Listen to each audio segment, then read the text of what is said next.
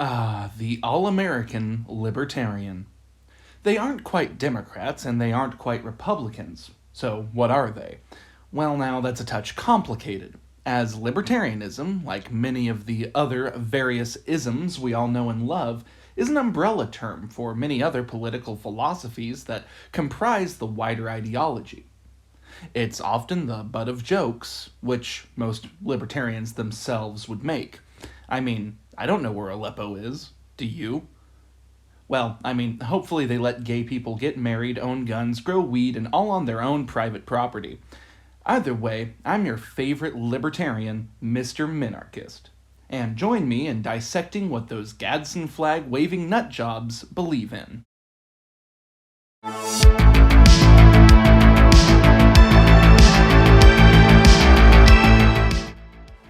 Libertarians believe in a philosophy which holds individual liberty, limited government intervention, and personal freedom as sacrosanct. It promotes the idea that individuals should have the right to make their own choices and decisions without excessive government control. Now, this ideology is linked with another video of mine. You guessed it, classical liberalism, which I have plugged many times. It's good, watch it.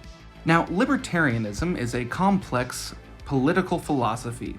It's largely not defined by any rigid moral code, and many libertarians debate one another on what is or isn't ethical within the ideology. Now, this often gives it the appearance of having variety, but it also leaves it open to criticisms on the various inconsistencies it presents.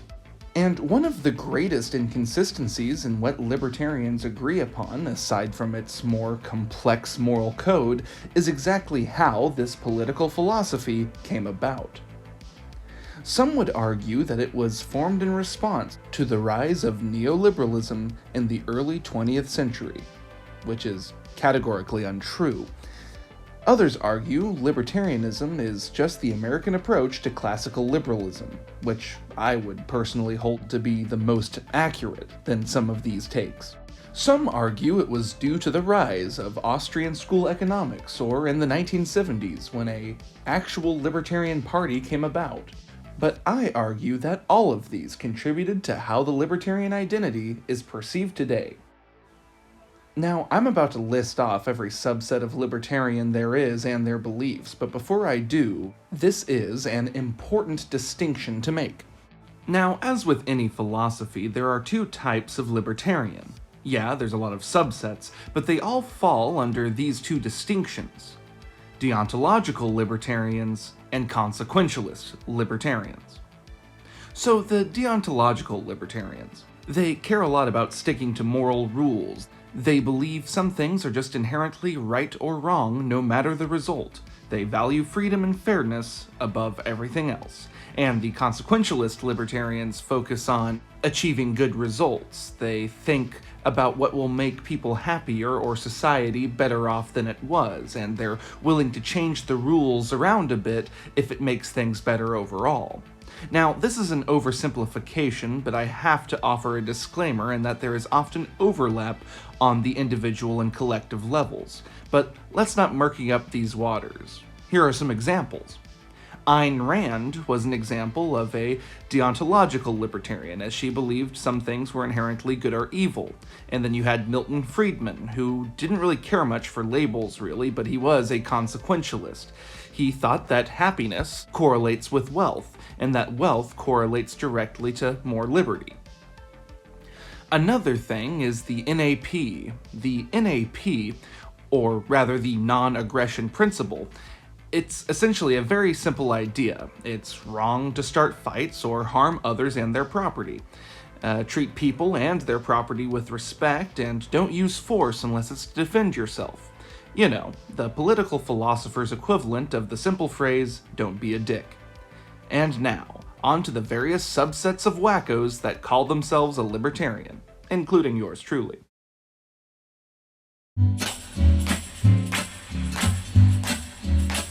Well, give me that old-time religion, give me that. Paleo-libertarians. They adhere to a stricter moral code than most of us.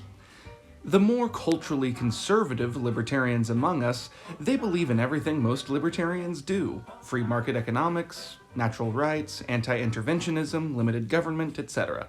However, their approach to these ideals are a little more reactionary than most other libertarians. Allow me to explain. They champion more traditional values. For them, it is imperative that we maintain socially conservative values in society. Take, for example, the least controversial thing I can think of. You know, abortion. An estimated 60 to 70% of American libertarians believe women are entitled to abortion rights, citing that an individual's body is their property. Paleo-libertarians aren't in that 60 to 70%.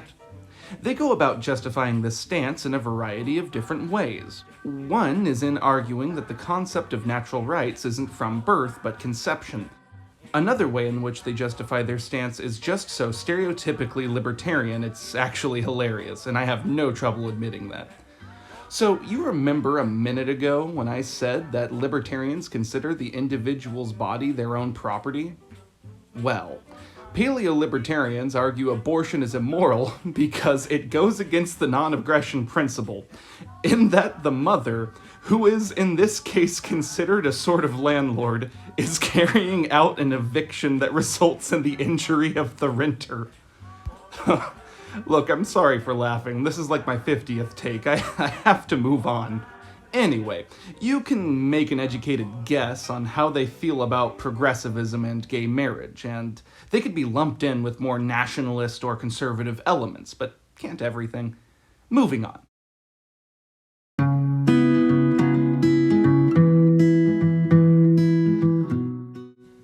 Now, there are many criticisms on the ethics of the wider libertarian worldview, and most of them pertain to their outlook on limited governance.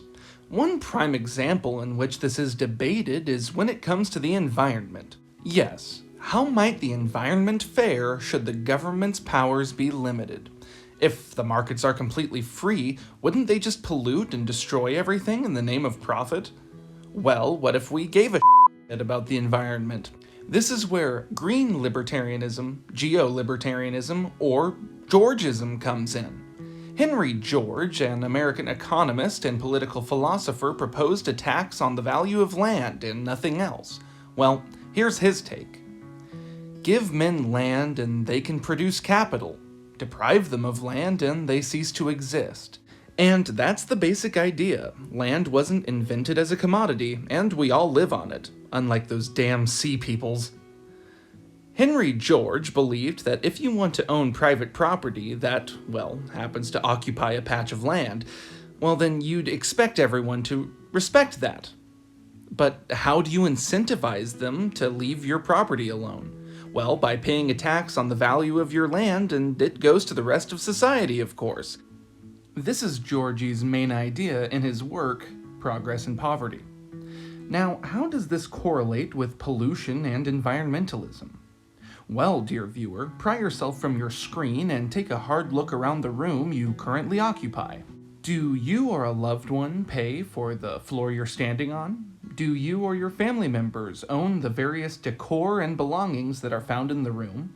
If the answer is yes, then I must ask if you have ever felt the urge to just pick up a baseball bat and it all up.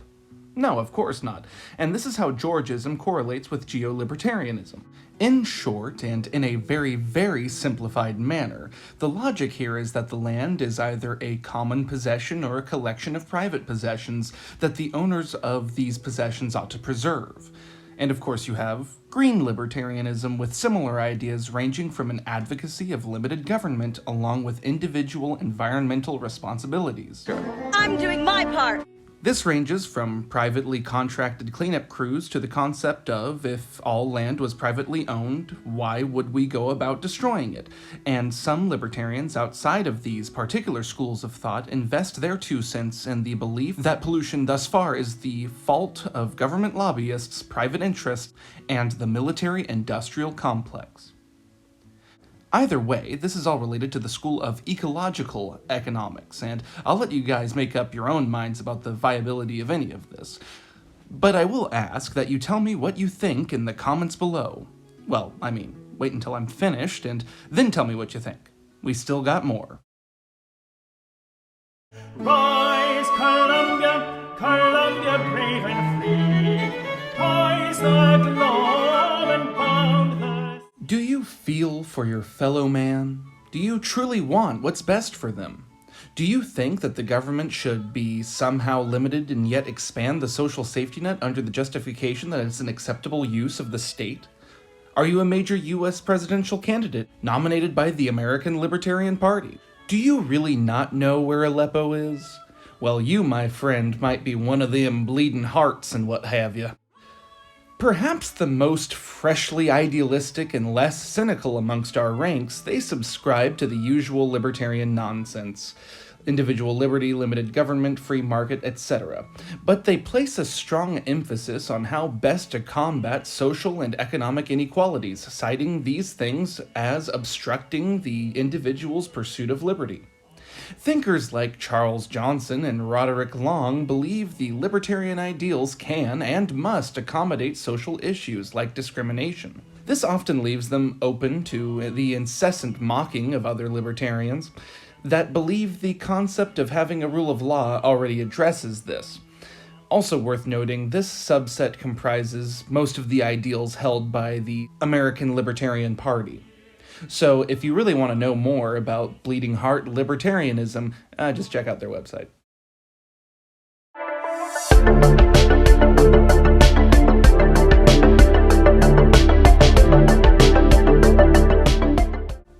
Now, I did an entire video on this one, which I highly recommend, but not to worry if you haven't seen it. Here's a quick overview. Think the libertarians of the libertarian movement. We are often laughed at as much as the bleeding hearts are due to the inconsistency in which we hold our views, I'll admit it. Some minarchists fall just shy of anarchism, which is why we are often lumped in with and mistaken for anarcho-capitalists.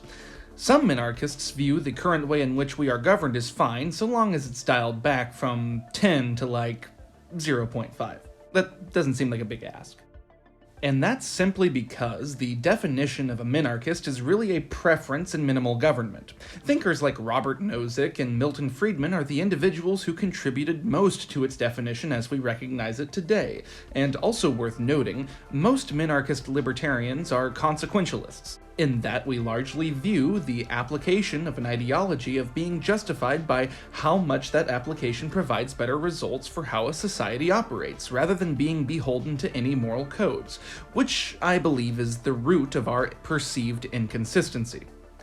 In short, and I'm obviously biased, so I also believe you ought to seek out additional sources outside of this video, but I hold that we are just as idealistic as the other libertarians, but not so much as to compromise any sense of being realistic.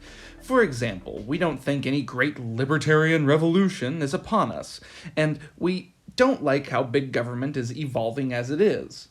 So you wouldn't have seen many minarchists in 2016 thinking Gary Johnson really had a chance. Either way, my 2 cents.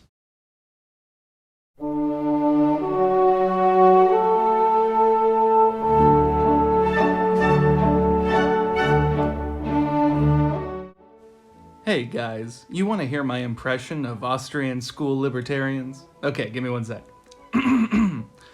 You're a socialist, you are most certainly a socialist, und du are definitely a socialist.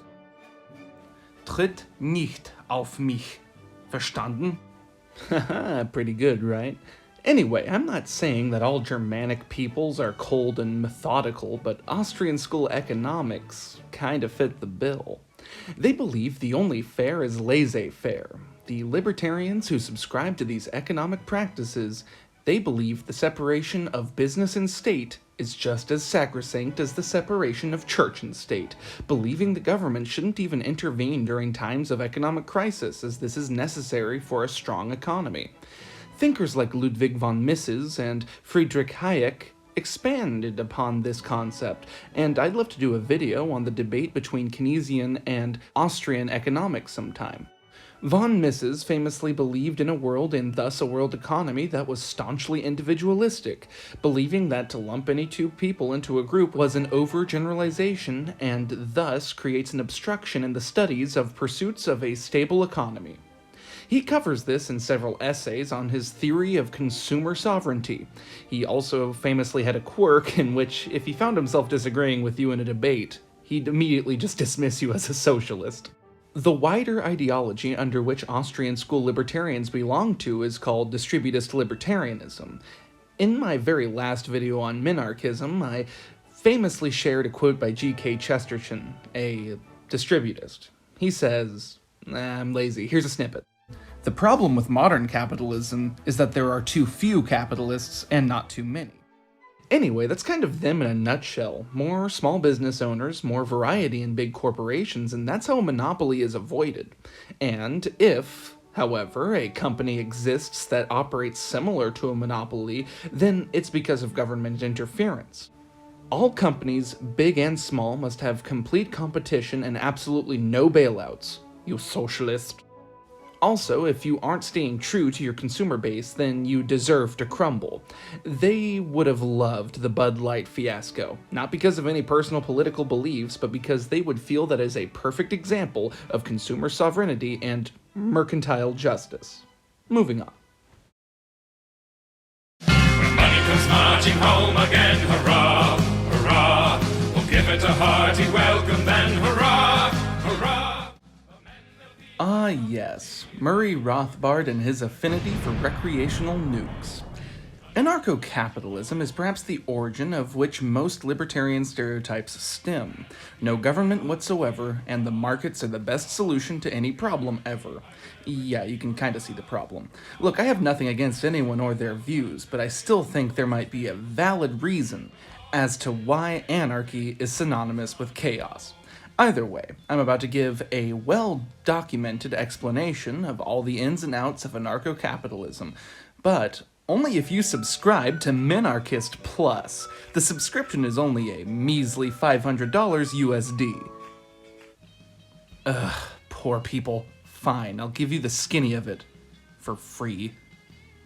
Now, anarcho-capitalism is one of those philosophical quandaries in which outlooks can be divided from the deontological and consequentialist perspectives. The deontological perspective is, simply put, that the state is morally bad and that by its very nature it violates the NAP. For example, what happens when you don't pay your taxes? Exactly.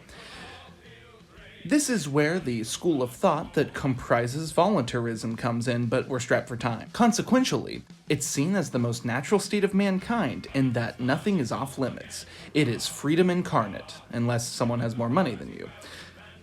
Either way, anarcho-capitalism believes individuals should freely trade and interact in a society where everything, including law and security, is handled by private businesses. It's about people making their own choices without government control, relying on voluntary exchanges for everything.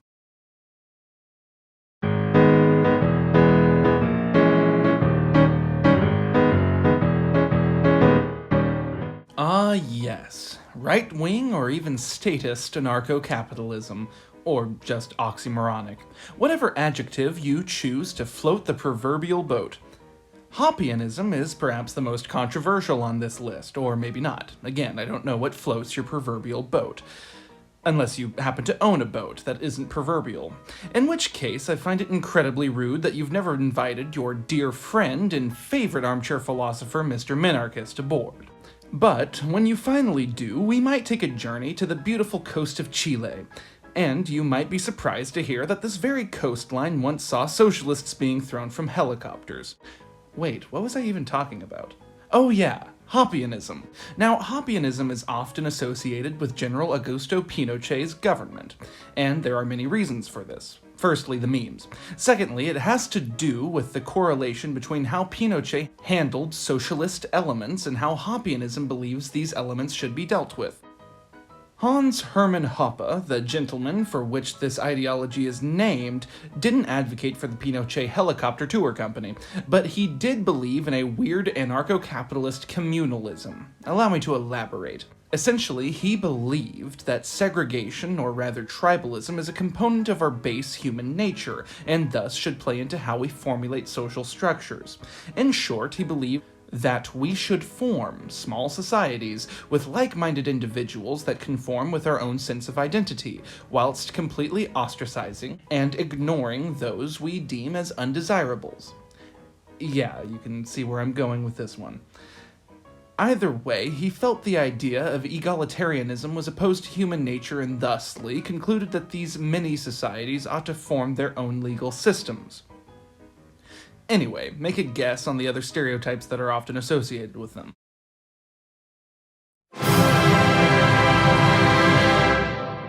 Arise, libertarians! Ah yes, our socialist brethren. They are civically libertarian, in which they believe in a more libertarian approach to governance, but still believe in a stronger and centralized state. Now, their ethics differ from the rest of libertarianism in that they believe government should let people live their lives as they wish, yet they believe in concepts such as negative and positive liberty. Here's an example. Negative liberty is living in poverty, and positive is believing that welfare will allow people to pursue their own respective freedom. So very similar to the bleeding hearts. Well, here's an example. Remember the Yang Gang? Yeah, they're a good example. Essentially, libertarians that don't believe in a rampant free market. And there are other such social libertarians, but they are found outside of the ideological quadrant I'm studying here, so stick around when I release my episode on the various forms of socialism. Anyway, I hope you enjoyed this episode on libertarianism, and I hope you found it particularly thought-provoking.